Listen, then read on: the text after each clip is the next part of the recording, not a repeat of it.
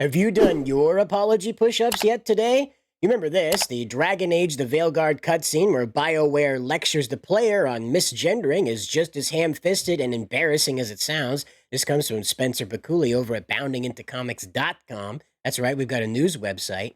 But you remember, this is the one where Isabella, the pirate queen, who's recently had a horrible botched face surgery, tells you all about that one drunk guy that started this whole trend of doing push-ups or some type of physical labor to represent that you're sorry or you want to apologize for minor offenses, because it's not enough to say sorry. It's not enough to have not known better and made a mistake. It's not even to have offended somebody on purpose and you don't want to do that anymore and you apologize for doing that. You now have to have some type of physical retribution for that, which makes me wonder just what exactly is going on at BioWare itself for the employees.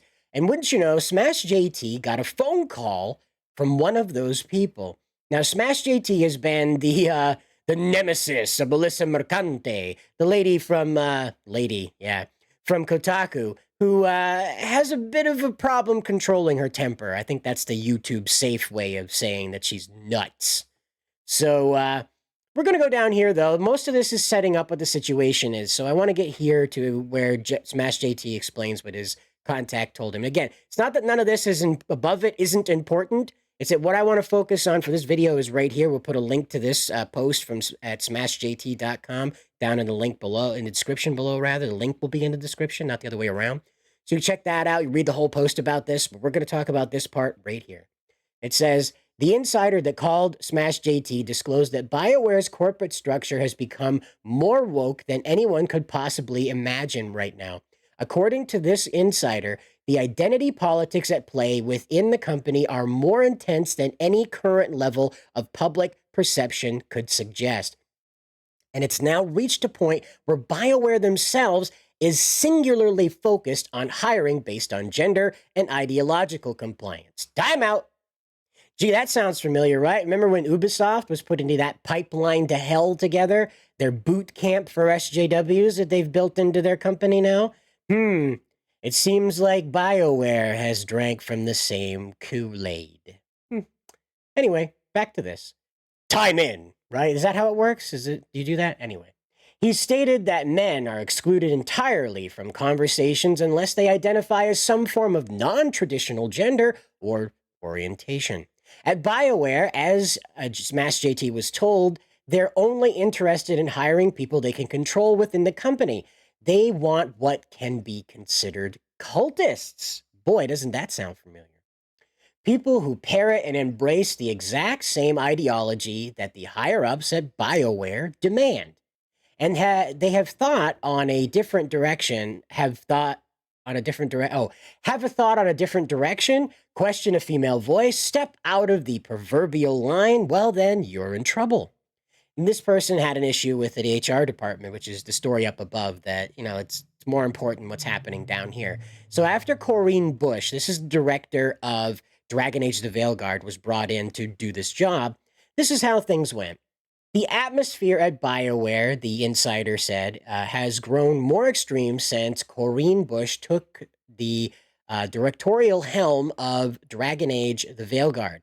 According to SmashJT's source, Bush's leadership style marked a huge change in the atmosphere, giving preference to anyone who identifies as as gender nonconforming. It intensified the focus further on ideological adherence over merit and talent. Where have we heard that before? Remember that guy who works for Halo that hates guns? Yeah. This shift has, according to the insider, deteriorated the studio's environment and completely eroded BioWare's once prestigious reputation in the industry. And this guy has been part of the company for over 4 years. However, this is where it gets interesting, okay? I needed to explain how this works, and now we're getting into it. The insider further described that BioWare is a corpse being worn by EA, and it is filled with yes men with a cult-like mentality. It wasn't anything like what this insider signed on to be a part of before, and now he can't complain about anything that's going on here. Like, he gets in trouble with a female employee and says that the interaction that they had was nothing that would have been reportable. It wasn't even anything awkward. This person just decided to weaponize that interaction with their friends at HR in order to keep this guy from getting a promotion. Now, we hear this all the time. This keeps happening in all types of corporate America, where if you just happen to be so unlucky to be a straight white guy, you're everybody's whipping boy. Being employed by these corporations just seems to be you're a glutton for punishment, you know? And so this is what's happening at Bioware. They're concerning themselves with this headhunting thing, like what we remember Ubisoft was hiring, Sony was hiring these headhunter DEI controllers, these DEI directors for their company, that their job in the job description was to find people who fall out of line with the ideology of Sony and get them out. So this is what Bioware apparently has already done. And Corrine Busche was just apparently like one of those Terminator style ones that like really worked very diligently to wipe out anybody who even made a peep rather about. I was thinking about the character from the Muppets, but that's a much happier thing to be thinking about than this. I don't know why that came to mind. Usually you think of like terrible things like wildfires and other things, not a puppet. Anyway, maybe it's because it's a clown show, right? It's a clown show there. It's like a total puppet show. That's probably why that came to mind. Weird place, the brain, you see. It comes up with things like this, where you end up having the reviewers exposed as ideological soldiers, if you will, in line with what Corrine Busche and EA have turned BioWare into, the corpse of a jacket that it is now being paraded around as the insider told SmashJT. Now, this information comes from Bandar Hub. Now, this is at HUBBANDAR. There's a lot more to this whole thread here that this person posts. I'm only going to cover a couple of people here who have some pretty incendiary things, but feel free to go over and check out all this. This person has gone and aggregated all of the 9s and 10s and then went and found the reviewers behind those and then went and did research on their previous reviews and what they had to say about other games that were not at all like Dragon Age, but rather had ideological things present around them, like the Hogwarts game, for instance. And then went to their Twitter profiles, their X profiles, and as you can see, found them to be wearing all sorts of different propagandist tags in order to let everybody know that they're part of the right side of history. The right side of history. So here we go. Luke here works for Checkpoint Gaming, and he rated the Dragon Age the Veilguard a absolute perfect score. If you're any type of serious critic, that's impossible, right? I'll explain to you this, right? Like I had a really adept skill at graphic design in high school. This is very early on, and when the schools were taking this on, I lived in rural Maine, so it's not like my teachers were from like California and they were used to like Andy Warhol stuff and experimental art styles and things. So I was a kid that just kind of got it and put stuff together real neat like in Illustrator and Photoshop. And so my teachers were like, "Ooh, that's really cool that you're just picking this up. We're going to give you a 99 for this quarter because you've been teaching the class a couple of times." Not that the teachers didn't know, but they let me get up front and teach what I had learned to the other kids, okay? So they gave me a 99. And wonder why they told me they couldn't give me 100? Because it would look like they were showing favoritism to me. If they gave me a 100, it would look fake, is what they told me, okay? You can't give a student a 100 on their like quarterly grade that they were an absolutely perfect exemplary student because you'd look like you were favoring them. There would be questions about the authenticity of that. It would feel fake. There's no way that there can be a 100 out of 100 experience if you're serious about it, right? Every human is different. There's no way. The human condition is to never be satisfied. That's a bumper sticker. It's on t-shirts. That's in kitchens across America. So here you go. This is what Luke had to say, and he says, Dragon Age the Veilguard is a triumphant return to form. You're going to hear that a lot. For one of gaming's most beloved developers. It's an epic and grandiose RPG adventure interwoven with intimate, powerful stories about its cast of endearing and quirky companions. It has a truly stunning world to explore with hidden secrets, alluring side quests, and a literal treasure. The power of friendship, right? The power of friendship. So here we go. We'll go down here, and this is what was sampled from his review, and then this is what Bandar's takeaway is from it down here. So here we go.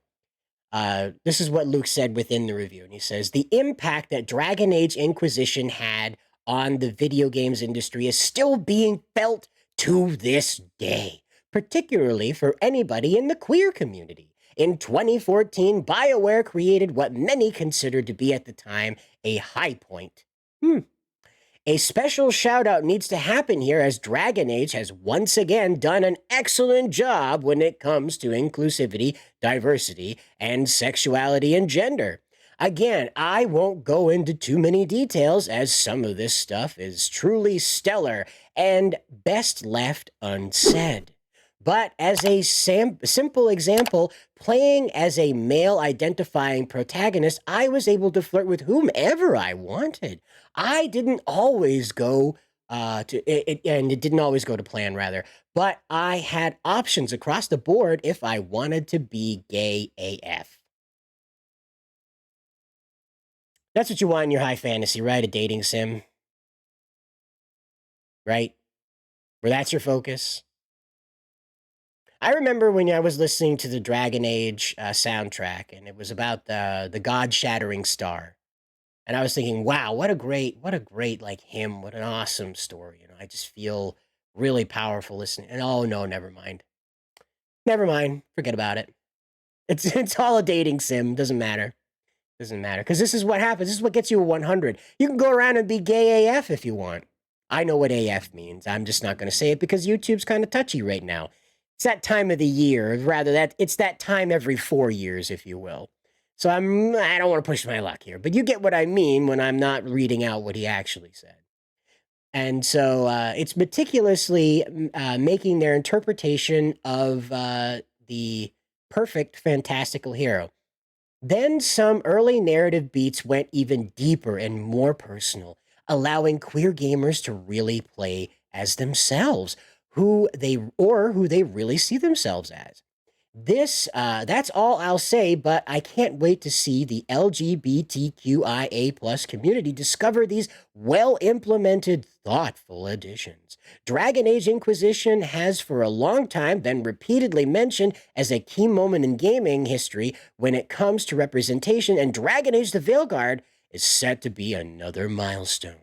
I am stoked for any young, uncertain folk who will be able to play a mainstream AAA RPG like this and feel seen. Snaps to you, BioWare. I don't know what that means. I'm sorry. I'm not in the rainbow community. I don't know what. Are they doing the snap finger thing that they did at the poetry stuff in the 90s everybody was making fun of? Anyway, so this is what Bandar had to say about it. Dragon Age Veilguard is rated M for mature. Anyone young he is referring to can simply be referred to as a young adult. But we clearly know who he's referring to when he says young. And consider this, that there's a lot of people celebrating the Ranma half reboot. Or, yeah, it's a reboot, let's just be honest. Because they think it's going to crack the egg, or crack some eggs, and that's what they call people who are, they believe are transgender, but either don't know it yet or don't feel emboldened enough to make the leap into going through the physical changes. And so, there you go. That's what Luke had to say about it. But let's dive a little bit further down the rabbit hole and maybe find a hypocrite in all of this. How about that? And so we've got Roland Bishop here, and as you can see, he's sporting some fancy pronouns. That's how you know he's part of the right side of history. So here you have it. He says 90 for Metro Game Central. That's how he rated the game. Not as perfect as Luke, by the way. Had some issues with it. We'll find out. It's a triumphant return for BioWare with a massive action-intensive fantasy role player that combines a complex and intuitive fighting system with a great script and a glorious-looking world to explore. However, that's not exactly what he said about it when he got into it. So it says, but while I love all of my stupid companions equally, Ta'ash was a romance dark horse for me that came out of nowhere. And you'll understand why if you play. Remember, Ta'ash, Surprise!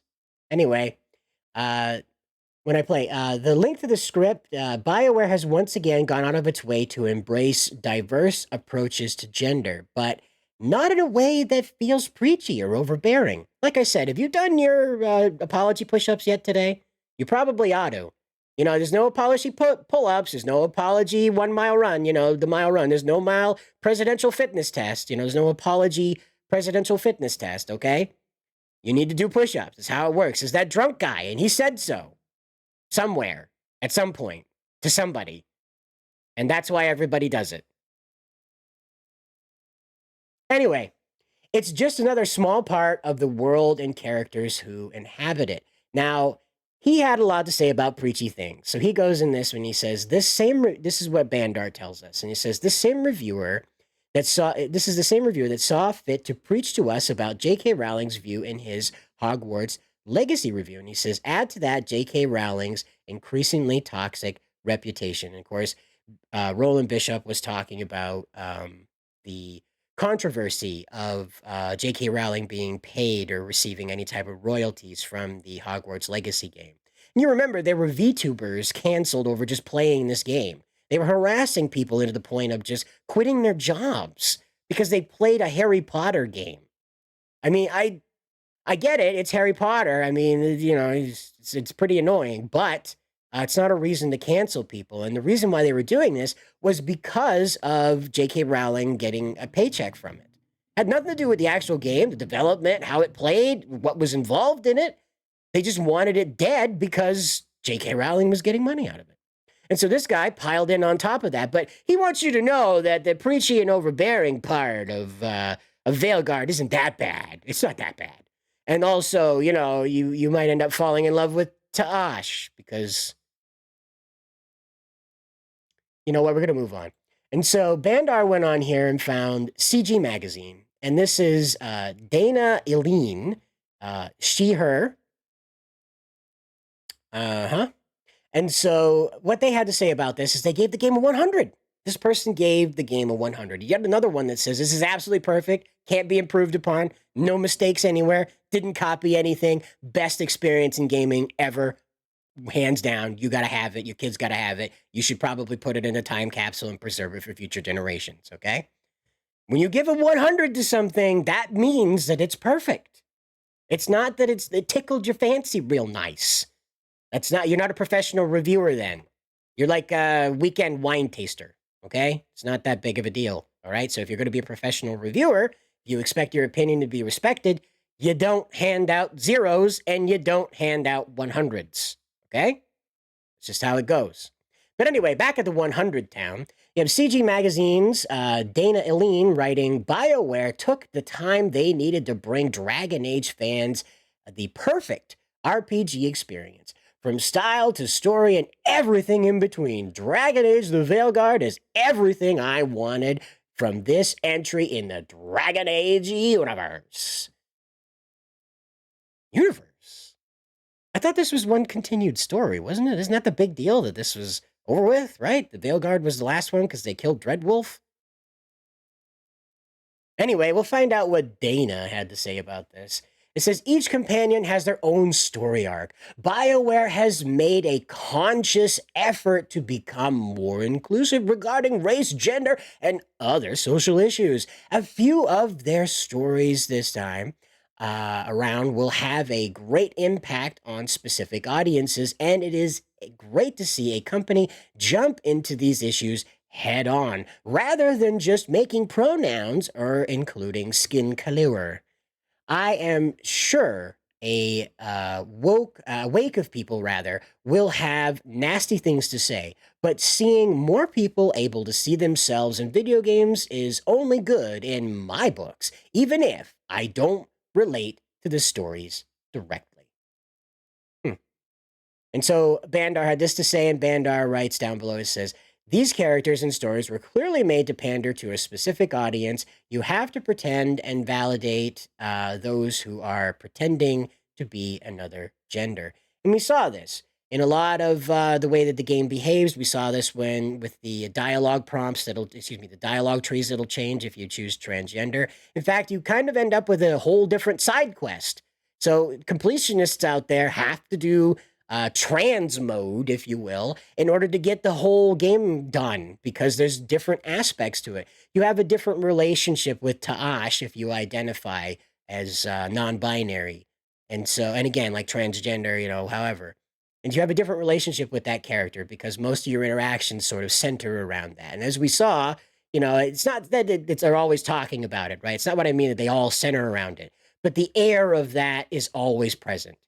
There's no point from what I could see with these playthroughs. Like, again, these other streamers have gone out and they've decided they want to put themselves through this. God bless them. I pray for them at night. I pray for their sanity. I really hope it's worth it. And the super chats, the clicks, and man, I hope they get lots of subscribers because boy, howdy, that is a labor of love to put themselves through that. Feel free to check out Vera Dark. Feel free to check out Hypnotic. Feel free to check out, I think Beardo from Geeks and Gamers is going to be playing it as well. So check that out. And from what I've seen through these playthroughs, Ta'asha is always got the air of that. It's their whole personality. Their whole personality is just being outsider transgender character that put themselves there, by the way. Ta'ash decided, you saw that in the screenshots, Ta'ash decided, this is what we're doing. I'm a they now, and you have to respect that. And for no reason decided to center their existence on that. And anywhere you go with this character, in every interaction you have, the air of that is there. And that's what you're dealing with. These people believe that's a 100. To have this constantly smashed into your face, you're constantly reminded of this stuff. Maybe not in a direct dialogue tree, but definitely in the attitude and behavior of these characters. Definitely in the little side conversations that they have, as we saw with Isabella doing the push-ups for misgendering a character. Because some drunk guy. Like, it's one thing to have, like, a religious tradition that everyone practices about apology. But some drunk guy somewhere did a thing, and so all these people that are friends with other people who were friends with that one drunk guy now all do this. And what is this doing in a fantasy game? I have to stress just how much this feels like a Netflix original. It feels like it's intended to be a 15-episode thing that everybody kind of goes, ooh, ah, oh, and then it's over with. It's not meant to have any tangential connection to the experiences before it, and it's only meant to really push home an agenda. As you can see here with these people who are all about sporting their tags so you know that they're on the right side of history, running around giving this game a 100. As if that's supposed to be taken seriously. I'll sit there and I will take a 90 more seriously than I will take a 100. It's like this guy down here. Rollin, they gave it a 90. I'm more inclined to believe that he actually enjoyed something other than the propaganda in the game. All right? I'm more inclined to believe that he actually sat down, even though he said a triumphant return to, a triumphant return to form, that kind of thing.